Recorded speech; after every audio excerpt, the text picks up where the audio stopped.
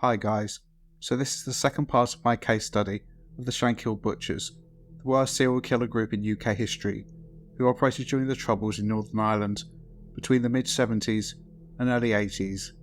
Please watch part 1 if you haven't, the link will be below. But just to recap, we left the last video in October 1977 when the leader of the Butchers, a psychopath called Lenny Murphy, had been sent to prison for attempted murder, and leadership of the gang had passed to William Moore. The killings would continue. Before the reign of terror would come to an end, many more people would die, including a child. Anyway, on with part 2.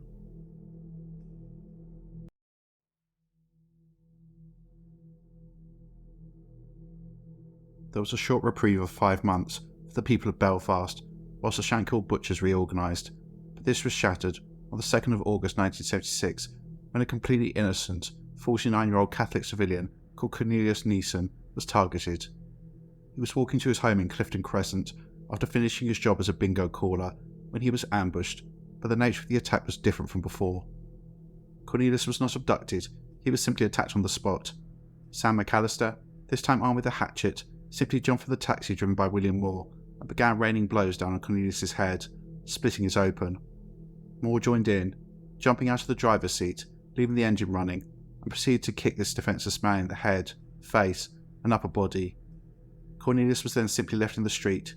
He died several hours later in hospital.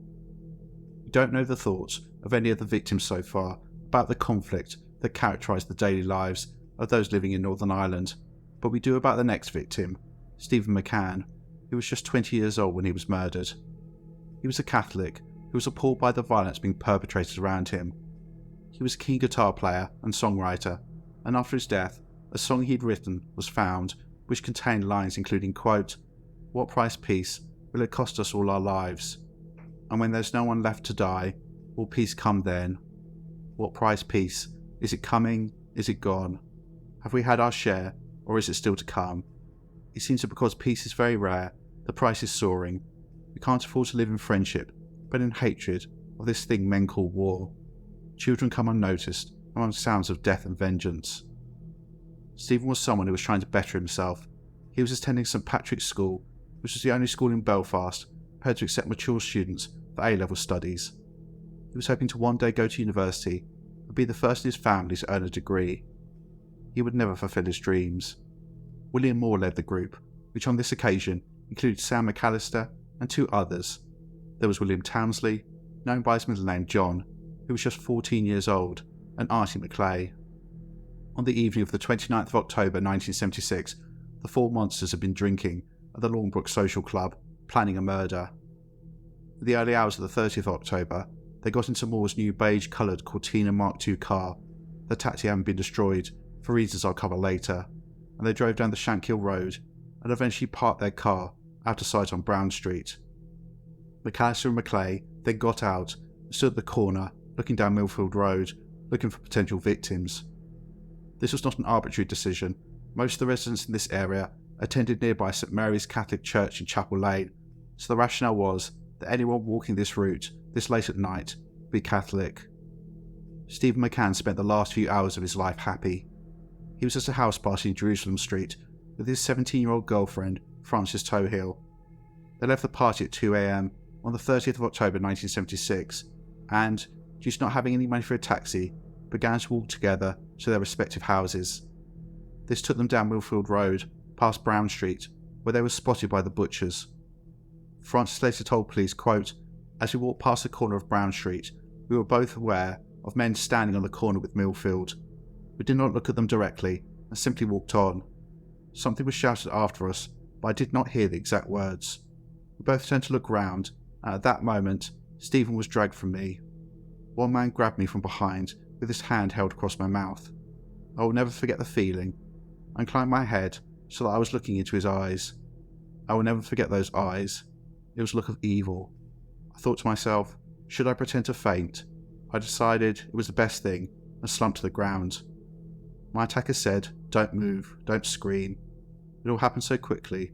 I was terrified and confused. I did not know what to think. Stephen made no noise.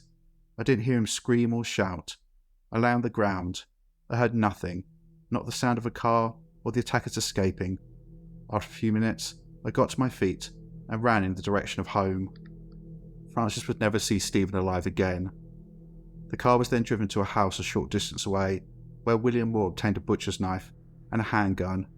He also received orders directly from Lenny Murphy that he was expected to complete a, quote, cutthroat job. Stephen was then driven to the Glencairn estate in the west of Belfast. During the journey, he was beaten and tormented at the point of a knife, then specifically being told that he was about to die. He was then dragged from the vehicle and carried to almost the same spot where 55-year-old Thomas Quinn had been murdered in February of the previous year. In his later confession, William Moore described the last moments of Stephen's life. He said, quote, "Me and Artie and John Townsley took the fellow out of the motor and walked him across to the back of the community centre. I told the fellow to sit down. He sat down. I shot him once in the head, just at the top. When I shot him, he fell sideways on the ground.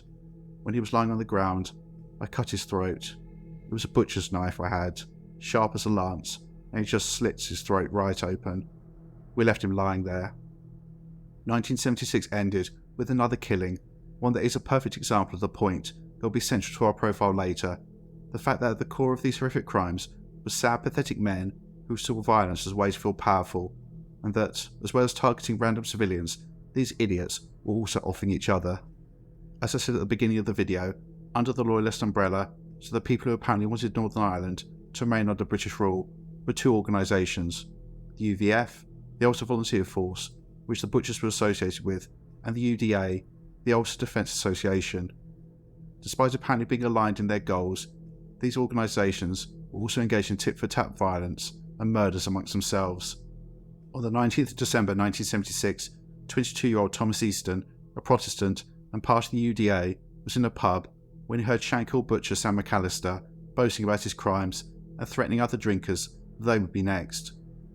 Thomas squared up to the much larger man, and they almost came to blows, but were separated. McAllister left the pub and lay in wait. When Thomas emerged at 1 a.m. on the 20th of December, he was ambushed. McAllister knocked Thomas to the ground and then beat his head to a pulp with a breeze block. His body was then dragged to a nearby graveyard and dumped before McAllister went home. So at the end of 1976, the number of victims of the Shankill Butchers stood at 14. 1977 would see the deaths of another 4 people, will also signify the beginning of the end of the Shankill Butchers. This year began as the previous had ended, with a murder against a supposed ally, but this time there was no argument, no grievance. It was a crime born out of sheer bloodlust. So on the 31st of January 1977, Robert Bates, Sam McAllister and William Moore were drinking at the Windsor Bar on the Shankhill Road when 30-year-old James Moorehead walked in. He was a Protestant, a member of the UDA. This pub was a hangout for both loyalist organisations. None of the 4 knew each other, and according to witnesses, there was no conversation between any of them, no conflict, nothing. But for some reason, the Butchers decided James Moorehead deserved to die. It's been speculated that this was a racially motivated attack. James was known in the local area as, quote, the nigger, due to his dark complexion, but I have no information about his actual racial background. This slightly enraged William Moore, as on top of being a remorseless killer, he was also an ardent racist. Regardless of the reason, when James went to the toilet, he was followed by all 3 men. Within 10 minutes, he was lying on the floor in a pool of blood. He'd been the victim of a frenzied attack. There were 18 lacerations to James's scalp and a deep wound to his throat. There were multiple abrasions to his body from being punched and kicked. It was determined that James Moorehead had been beaten to death. His body was dragged into the yard and remained there for 24 hours until the Butchers returned and dumped it a short distance away. Just 3 days later, on the 2nd of February 1977, another innocent civilian would be brutally slain. He was 52-year-old Joseph Morrissey, who in the early hours of the morning was walking home. Joseph was Catholic, but he had no interest in politics. At approximately midnight, he was walking along Upper Doneghan Street when he was spotted by William Moore, John Townsley and Artie McClay. Moore swung the Cortina around, which had now become the default vehicle used by the gang, whilst Townsley and McClay grabbed hold of Joseph. He fought back, but was eventually hit repeatedly with a hatchet, knocking him to the ground before he was bundled into the car. Again, a journey was made to the Glencairn housing estate, which appeared to become the gang's dumping ground. Here, William Moore hacked at Joseph with a knife. Mercifully, it appears that he was unconscious by this point and didn't experience the horror of having his throat ripped open. Moore then took the hatchet and tried to decapitate Joseph but failed. The gang then left, making no attempts to hide the body. In the early hours of the 30th of March 1977, as so many before him, 43-year-old Francis Cassidy, a Catholic civilian, was abducted on his way home after spending the evening at his sister's house on New Lodge Road. Francis was abducted sometime after 1 a.m. when he began the mile-and-a-half journey to his home in Victoria Gardens. This murder was a carbon copy of so many. He was spotted by William Moore, and members of the gang apprehended Francis and subdued him before he was bundled into the car, where he was brutally beaten to the point where he was unrecognisable. The gang members involved in this murder included a man called Norman Waugh and Davy Bell. The number of new names I mentioned as we go along shows the sheer scale of the size of the Shankill Butchers gang. This wasn't just a couple of psychopaths, it was dozens of men who had no regard for human life. Francis was driven around 3 miles towards the edge of the city, where the car stopped. William Moore later confessed, quote, "Big Norman got out of the car, pulled your man out, and went and shot him. I was going to cut his throat, but I could not do it. I then shot him again and got back into the car and drove off, leaving your man on the pavement." Francis' body was found a short time later. This particular killing adds another level of depravity to the work of the Butchers. None of the killers knew or cared about who their victims were or their names, and would later mostly give just vague descriptions of what they looked like or what they were wearing when discussing the murders. Francis Cassidy was referred to as, quote, "the boy," because when he was abducted, despite being in his 40s, the darkness, his slight stature, and youthful appearance made William Moore believe that he was a teenager, i.e. a child, so they thought they had a child and decided to kill him anyway. The Butchers then decided to live out Lenny Murphy's dreams of killing as many Catholics as possible and started planning a bombing. The gang member who took the lead has only ever been identified as Mr. A, with him and William Moore approaching senior staff of the UVF, as use of a bomb would need sanctioning by senior members of the group to carry out the operation itself, but also to use the services of the one bomb maker they had access to, a man called James Watt, a fitter by day, terrorist by night. It was decided that the target would be the annual Republican March through Belfast to celebrate the anniversary of the 1916 Easter Rising, when Irish Republicans rose up against British rule. This was due to take place on the 10th of April 1977, Easter Sunday. UVF leadership sanctioned the attack, apparently with the instruction that the bombing was only to kill IRA members. Therefore, the device was to be set to detonate when these specific individuals were marching, based on timings of the march in years prior, as it followed the same route and timeline every year. This is bizarre to say the least. Yes, IRA members were involved in the march, but so were hundreds of others, including men, women and children, either participating or simply spectating. The bomb, made by Watt, included sticks of gelignite hidden in a barrel, which would blend in with other barrels, which formed a security barrier along the route. It was transported to the site by a gang member called Edward Leckie. The bomb was set to go off at 2 p.m, but this was too early, before the march of the IRA members, and instead, when it exploded, it injured many. It also killed a 10-year-old boy called Kevin McMenamin, so they had just murdered a child. This brought the total number of victims to 18 so far. However, for many members of the Shankill Butchers, their reign of terror was about to come to an end.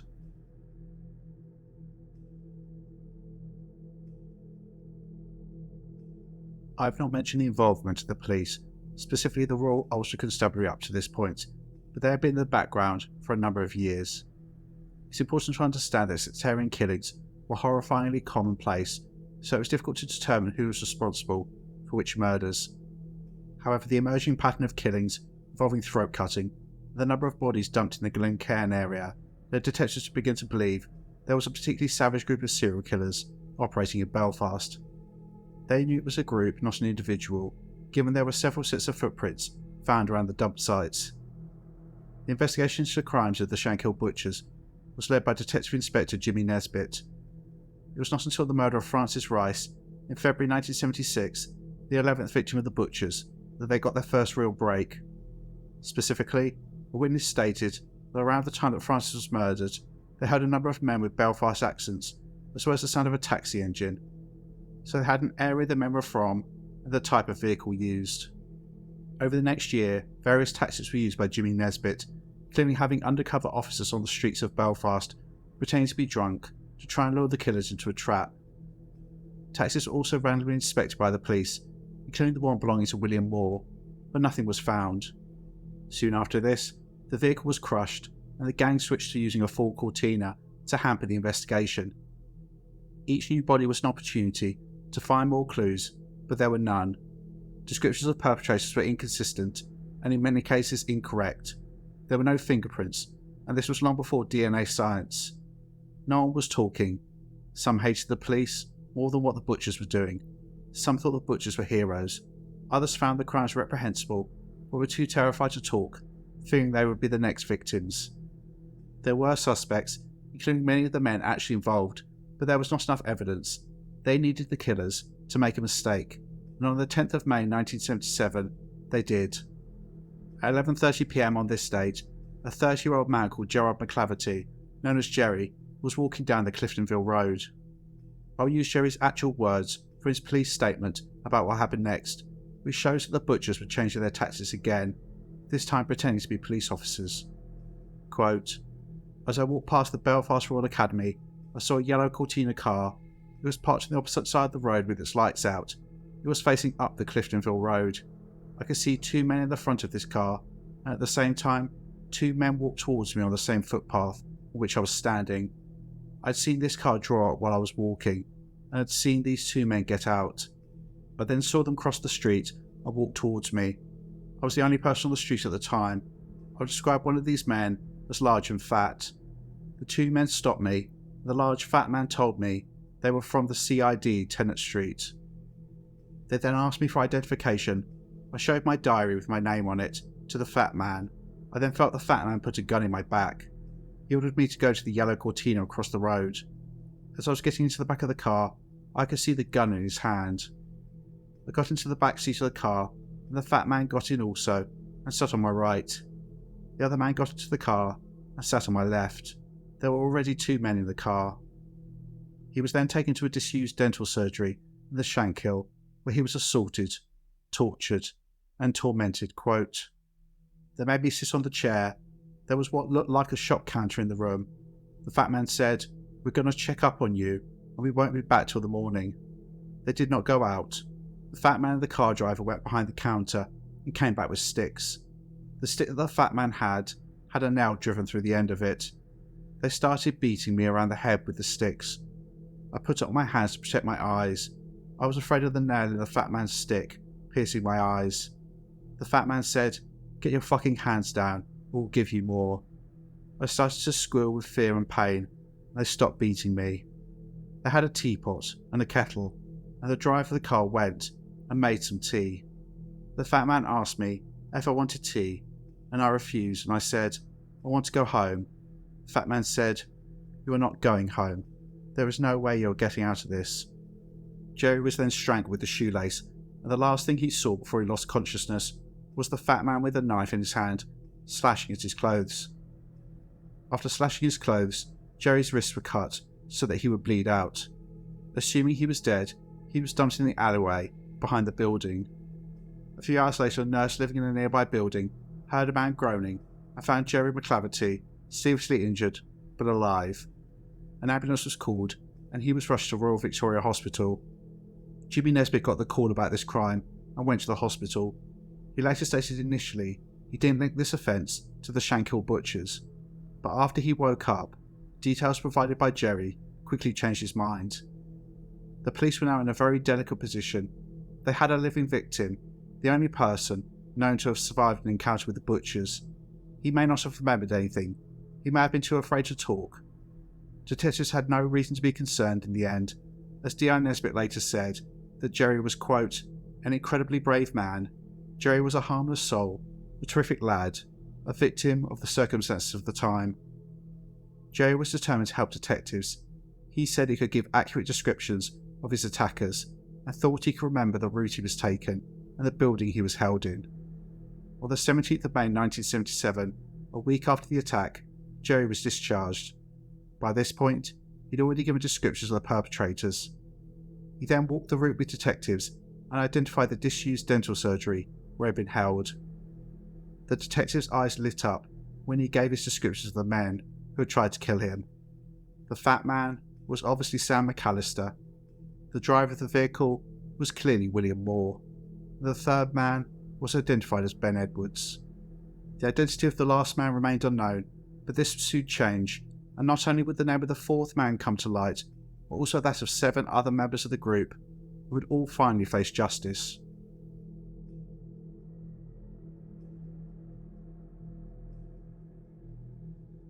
The 3 men that Jerry McClaverty had identified, William Moore, Sam McAllister, and Ben Edwards, were quickly arrested, and in McAllister's home, a set of butcher's knives were found. They were detained under the Prevention of Terrorism Act 1976, which meant that they could be held for 7 days without charge. The detectives were determined to use every second to sweat their suspects. William Moore and Ben Edwards both quickly folded under pressure and admitted their involvement in the abduction and attempted murder of Jerry McClaverty. Moore specifically said that he was the one who cut Jerry's wrists. The detectives knew that William Moore was one of the Shankill Butchers and confronted him. They said they knew who he was and left it there. They let him stew and then continued to break him down. If he was the first to roll, he would get a lesser sentence, etc., etc. On the 21st of May 1977, 4 days after his arrest, Moore broke. He gave detectives everything. Not only did he give them the name of the 4th man involved in the attempted murder of Jerry McClaverty, a local criminal called Eric McElwain, but he admitted his involvement in all the murders and named his accomplices. As an added bonus, he also gave the names of senior figures within the UVF, the Ulster Volunteer Force. Moore attempted to distance himself. He wasn't a cold-blooded killer, he was simply a poor abused man who had no choice but to act on the orders of Lenny Murphy. All the killings after he went to prison were because Murphy had told him to create more bodies to ensure that suspicion was steered away from him as the leader of the group. Moore specifically said, quote, "It was that bastard Murphy led me into all this, and I had to carry on to take the pressure off him." When Sam McAllister was told of Moore's confession, this lumbering piece of shit, who was obsessed with portraying himself as a hardened killer, broke down and blubbed like a baby. However, whilst William Moore mentioned Lenny Murphy, who had been dubbed by the police as the Master Butcher, he refused to give a formal statement about his involvement and stated he would never testify against him. The same with Sam McAllister and Ben Edwards and the other 8 gang members who were quickly rounded up. These were Robert Bates, John Townsley, Davy Bell, Archie McClay, Norman Waugh, Edward McElwain, James Watt, and Edward Leckie. Some confessed, others didn't, but ultimately enough gang members talked to make cases against them all. All were charged with involvement with the 18 murders and 1 attempted murder mentioned so far, as well as numerous other offences, including weapon possession, kidnap, manslaughter, and wounding. But importantly, there was not enough to pin anything on Lenny Murphy, who was still in prison. However, the 11 members of the Shankill Butchers who had been caught would face justice. This was a massive case, and between May 1977 and February 1979, all 11 gang members appeared in court on multiple occasions. Some pleaded guilty, others denied their guilt, but all were eventually convicted of their involvement in these killings. William Moore pleaded guilty to his involvement in 11 murders, and Robert Bates pleaded guilty to having been involved in 10. During the court proceedings, Jerry McClaverty testified. He'd been living under police protection since the attack and had bodyguards 24 hours a day. Despite his life clearly being at risk, this brave man stepped up and helped to condemn these monsters. Just as a side note about Jerry, after the court case, he entered witness protection and moved to England, but soon decided to leave and come back to Belfast. He refused to live in fear. Jerry unfortunately died before his time, after falling in his home at the age of 50 in 2008. Rest in peace, hero. So on the 20th of February 1979, all 11 gang members stood before Lord Justice O'Donnell for sentencing at Belfast Crown Court. The sentencing took the entire day, with the judge reiterating the inhumanity of the crimes committed by the Butchers, stating, quote, the facts speak for themselves and will remain forever a lasting monument to blind sectarian bigotry. He made particular comment about William Moore, the de facto head of the Butchers in the absence of Lenny Murphy. He stated, quote, "You, Moore, pleaded guilty to 11 murders, carried out in a manner so cruel and revolting as to be beyond the comprehension of any normal human being. I am satisfied that without you, many of the murders would not have been committed." Turning to Robert Bates, he stated, quote, "You pleaded guilty to 10 murders. While there is undoubtedly a distinction in those crimes between you and Moore, I cannot see any real distinction in the end result, that result being the deaths of 10 innocent people." Then, referring to both of them, he stated, quote, "I see no reason whatever, apart from terminal illness, why either of you should ever be released." They were then sentenced. William Moore and Robert Bates were sentenced to life imprisonment with the recommendation they never be released. Sam McAllister, Artie McClay, and Ben Edwards were each given a life sentence with a minimum tariff of 20 years. Norman Waugh was sentenced to life imprisonment with a minimum tariff of 18 years. Davy Bell and James Watt were sentenced to life imprisonment with a minimum tariff of 15 years. John Townsley, who was still a juvenile, was sentenced to be detained at Her Majesty's pleasure. Finally, Edward Leckie and Edward McElwain were sentenced to 10 years imprisonment. Despite the severity of these sentences and the words of the judge, all of these killers would eventually be back on the streets, and will return to this later. But despite many of the butchers being in prison, Lenny Murphy had not been charged in connection with any of the murders, and he would soon be released from prison, and horror would return to the streets of Belfast.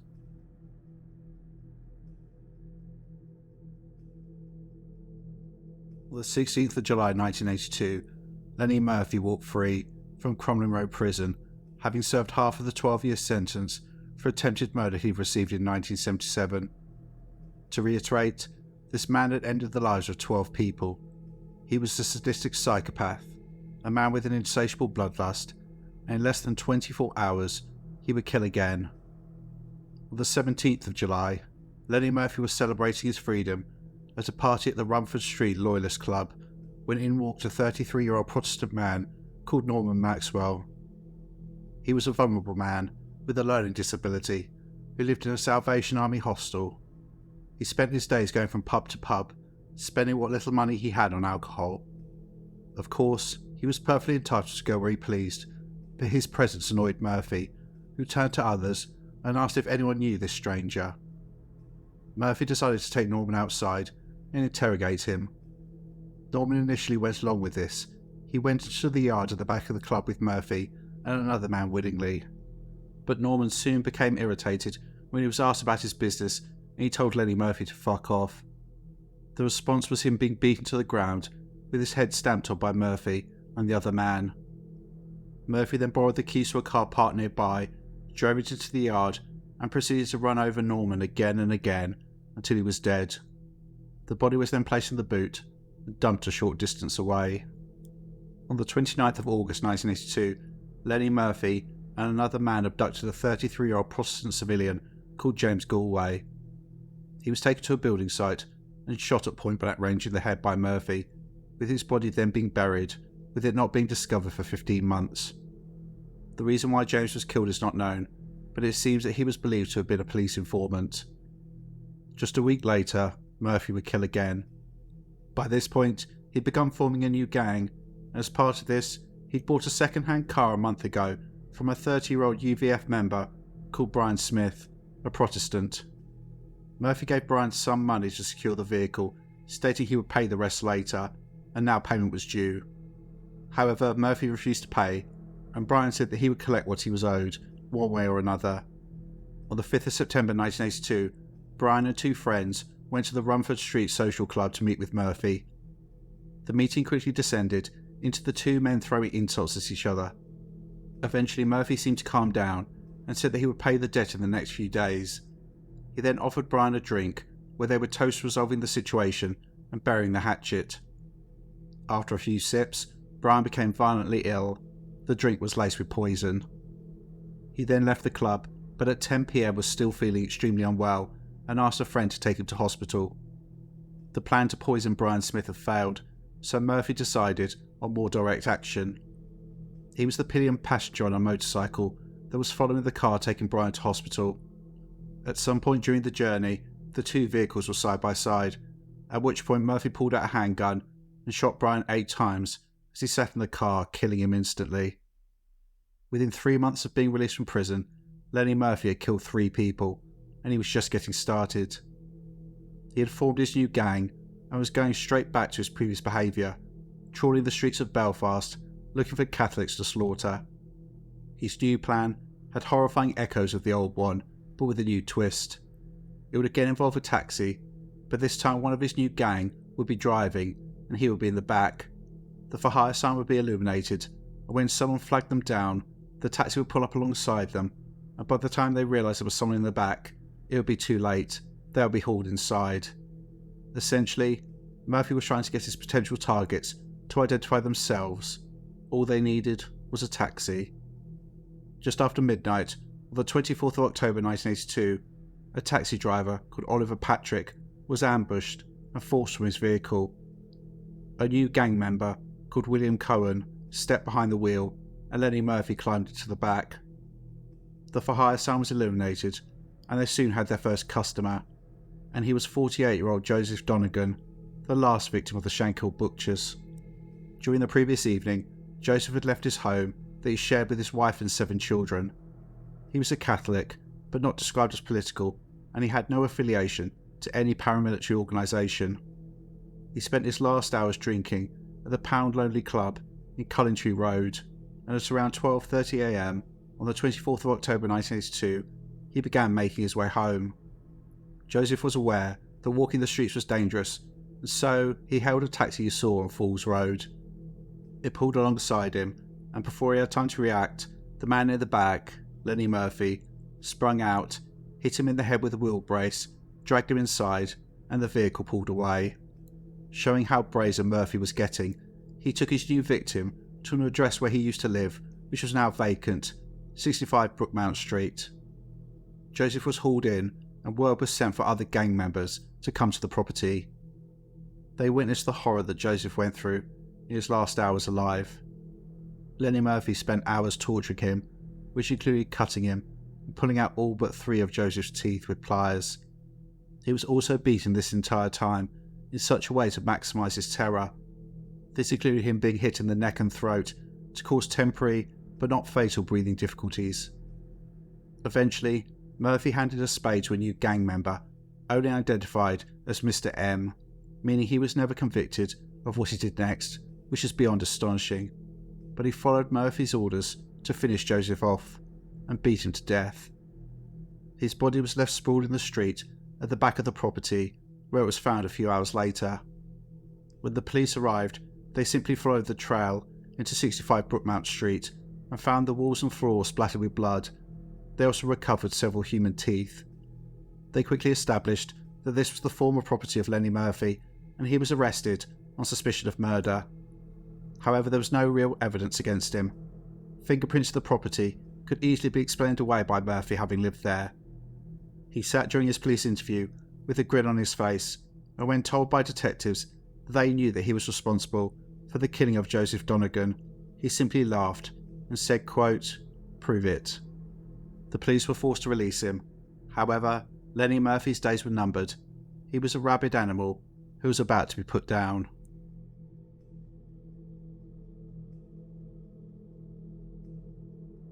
Just a heads up, this section includes very brief mention of animal abuse.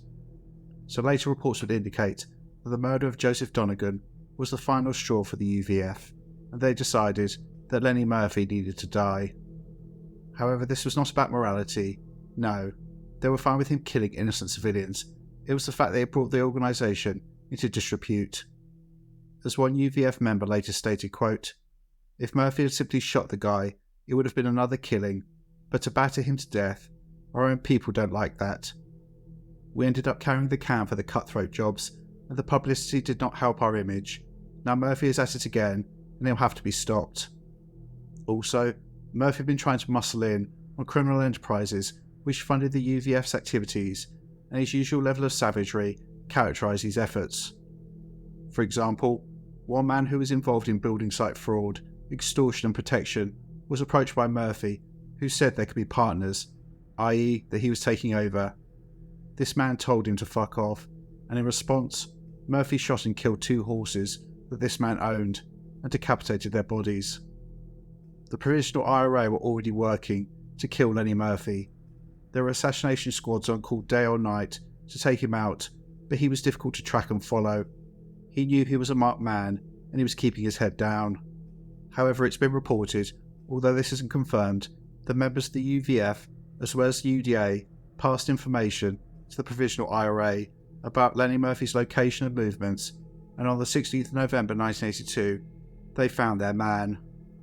At 6:40 p.m, Lenny Murphy was driving to the house of his girlfriend, Hilary Thompson, unaware that he was being followed by a blue van that was keeping a safe distance from their target. As Murphy parked outside the rear of Hilary's address, the van pulled in front, so the rear of the vehicle was facing the front of the car. The doors then burst open, and 2 men wearing balaclavas emerged, one armed with a submachine gun, the other a revolver, and they opened fire. Lenny Murphy, who was still sat in the driver's seat of the car, was shot 26 times in the head and upper body. He was killed instantly. 24 hours later, the Provisional IRA released a statement claiming responsibility for the murder.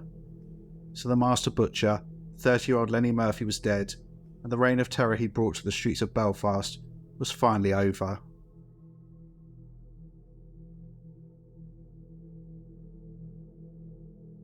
This section will make your blood boil, I guarantee. But first I need to reiterate just how evil Lenny Murphy was, just how many lives he ended, how many families he left devastated. So it's known he killed, as I've covered, 15 people. This included those he killed on his own, but also as the leader of the Shankill Butchers. However, he's believed to have committed at least 4 more murders. But just the figure of 15 alone means that he killed the same number as Richard Ramirez, and more than some of the most infamous serial killers on both sides of the Atlantic, including Rose and Fred West, Peter Sutcliffe, Dennis Neeson, Edmund Kemper, and Dennis Rader, names that are known and provoke feelings of revulsion. Despite how prolific Murphy was, I imagine many of you have never heard his name before, and he usually doesn't appear on any list of the UK's worst serial killers, despite him being the second most prolific of the 20th century, second only to Harold Shipman, whose 218 proven victims and over 250 suspected will hopefully never be superseded. The reason why I think Lenny Murphy does not appear on any list is because of when he committed his crimes during the Troubles. It feels as though every killer during this time was simply lumped together, and an assumption made that the crimes committed were for some overarching cause, and therefore for some reason they don't fit the profile of a serial killer, and they are seen and treated differently in articles, or forgotten entirely. It's like, he killed 5 people during the Troubles. Oh, he must have been fighting for or against UK influence in Ireland. I assume he must have killed those who held the opposite view, etc, etc. The reality was that Lenny Murphy was an animal. He simply liked killing. He didn't give a shit about any ideology. He was propelled by his own bloodlust, love of violence and hatred. It's absolutely fucking ridiculous to think that, if the conflict in Northern Ireland had ended, that this marauding psychopath would have stopped killing. But Lenny Murphy not being more forcefully and extensively labelled as what he was, a prolific serial killer, and not appearing on relevant lists, is absolutely nothing compared to the fact that despite the heinous nature of his crimes, after his death, Murphy was celebrated, considered a hero by many, and still holds this position in the minds of some frankly sick people until this day. Again, because these murders were committed during the Troubles, they were seen differently. Lenny Murphy was not an animal, a sadist, a torturer, who had murdered innocent civilians, including a woman and a man with a learning disability, and even members of his own organisation. He was a hero, and his funeral was attended by hundreds. His coffin was carried through to his grave in Carmody Cemetery, a short distance from one of his victims, Stephen McCann.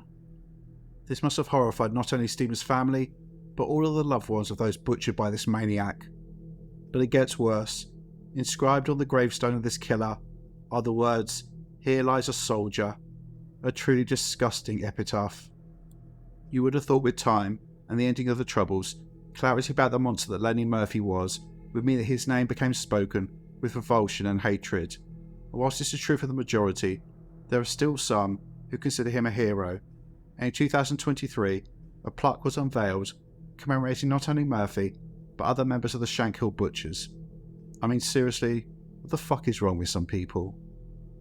Going back to the other members of the gang, despite the judge making it clear that some of them should never be released, the signing of the Good Friday Agreement on the 10th of April 1998 meant that these words rung hollow. This was a treaty supposedly ending the Troubles. In exchange for paramilitary groups laying down their arms, prisoners from both sides of the conflict would be released. In total, 483 prisoners were released, most between 1998 and 2000. Over 100 of these were convicted murderers. However, all of the butchers still in custody had been released by August 1998, 4 months after the agreement was signed. They were not released entirely. If they committed further offences, they could be sent back to prison. Regardless, these ruthless killers were now free. William Moore returned to Belfast and is reported to have become involved in drug dealing. He eventually died of a heart attack on the 17th of May 2009, aged 60. Robert Bates would not live to see the signing of the Good Friday Agreement. He had apparently in prison turned his life around and become a born-again Christian and claimed that he found God. In October 1986, he was given an opportunity to participate in a rehabilitation scheme, spending the day at work in the community and returning to the prison at night. On the 11th of June 1997, Bates was working at the Ex-Prisoners Interpretive Centre on Woodvale Road, where prisoners could drop in for support, when a man entered, pulled out a gun, and shot him dead. The man was James Moorehead, who shared the same name as his father, who was a UDA member, who Bates had been involved in killing in January 1977 when he was ambushed in a pub toilet, a murder which, as I said earlier, may have had a racial element due to his dark complexion. Rest in piss, fellas. As to the others, most of them are still alive, and I assume walking the streets free men. This includes the monster that is, Sam McAllister, as well as Ben Edwards, John Townsley, Norman Wall, Arthur McClay, David Bell, Edward McAlane, and Edward Leckie. I hope each and every one of them is haunted by what they did, although I doubt it. People with a conscience, people with humanity, or the ability to feel remorse would not have done what they did. Hopefully, there is some sort of retribution in the next life.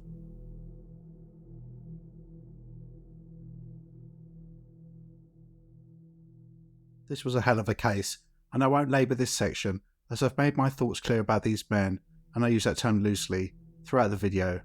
But I did find a good quote made by a commentator after the mural was unveiled in 2023, which perfectly encapsulates who the butchers were and why they killed. Quote, "The Shankill Butchers in particular were ruthless and psychotic killers who tortured and murdered for their own depraved entertainment and warped idea of power and control."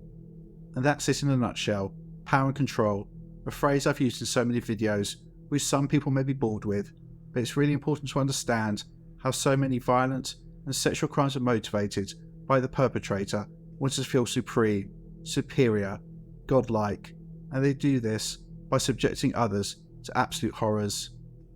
It also reinforces that this had nothing to do with British rule in Ireland. I doubt half of these idiots could spell Ireland if they tried. With Lenny Murphy, he got this feeling of power two ways. Firstly, committing the murders themselves, but also having his sad little minions under his control. With a simple click of his fingers, they would kill for him. Each member of the Butchers was a sad, pathetic little man, but their killings elevated them. They could snuff out a life with no hesitation. Many of the Butchers were inevitably psychopaths, people without conscience or remorse, but Lenny Murphy stands apart in this regard. I truly believe I will struggle to find a case where the main subject is as ruthless, depraved, and sadistic as this man. He absolutely loved violence. His greatest pleasure in life was torture. He got off on what he was doing. He loved the hunt, the capture, the kill. This was a man who had an insatiable bloodlust. Within 24 hours of being released from prison in 1982, he'd already killed someone. As I said earlier in the video, this man killed more people than some of the most well-known serial killers, and I have no doubt that had he lived, he would have surpassed almost all of them. But despite all of their bravado, despite all of the violence, all of the butchers, especially Murphy, were cowards. As I outlined earlier, not a single one of the victims was linked to the Provisional IRA, the paramilitary group on the other side of the conflict, and I believe there was a very, very good reason for this. Because, had they killed an IRA man, then all hell would have broken loose. They would have been hunted down and killed. Instead, they targeted innocent civilians, people walking the streets late at night, often drunk, who could give no resistance, people who were ambushed and overwhelmed. I doubt many of these fucknuts would have gone one-on-one with anyone who could actually challenge them. Potentially, if they did, like Sam McAllister after he was caught, they would have cried like a little bitch. The linchpin in this case is Lenny Murphy, but how did he become this monster? I think there are two strands: upbringing and environment. After Murphy's death, his mother Joyce refused to believe that her son was a violent thug, and she said, quote, "My Lenny would not have hurt a fly." She was also the person who dripped her poisonous hatred of Catholics into his ear. This enabled Lenny Murphy to dehumanise people, not just Catholics but everyone. He had a particular disdain for this religious group, but overall, it's clear that Murphy considered himself better than everyone. Literally anyone else was worthy of contempt, whether this was men, women or children of any faith. I think his mother is integral to the monster that Lenny Murphy became. I imagine in the very early days, she was hauled into the school and was told exactly what her son was up to, and instead of doing anything about it, she said, "All lies, my Lenny is perfect."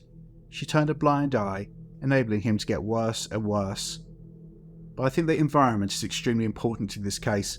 Specifically, it's not coincidence that some of the worst people in history, some of the worst atrocities ever committed, have occurred during times of armed conflict. I think this links into this case for a few reasons. Firstly, if all you're reading and seeing day in day out is violence, this becomes entirely normalised, and more so if you're associating with members of groups who perpetrate that violence, as Lenny Murphy did. But it also provides cover for this violence, some sort of cause, in this case, loyalism and nationalism. Yes, you're killing people, but it's for a cause, therefore justified. Lastly, it means at least some of the population will support what you're doing, even celebrate it, giving you carte blanche to continue to kill again and again and again. And this is what I believe shaped all of the butchers, but Lenny Murphy in particular. Home environments which began to shape them into monsters, but the finishing touches were created by the dynamics of the Troubles, where human life was cheap, murder was celebrated, and serial killers were called soldiers. So thank you very much for making it to the end. This one took so much work, and I hope you think I've done the case justice. I would love to hear your thoughts. If you like the content, then consider becoming a channel member by clicking the join button. You can also send a one-off donation to support the channel via the thanks button. Please like, share, and most importantly subscribe, so hopefully one day we'll get to 100k subs. Take care, and I'll see you in the next one.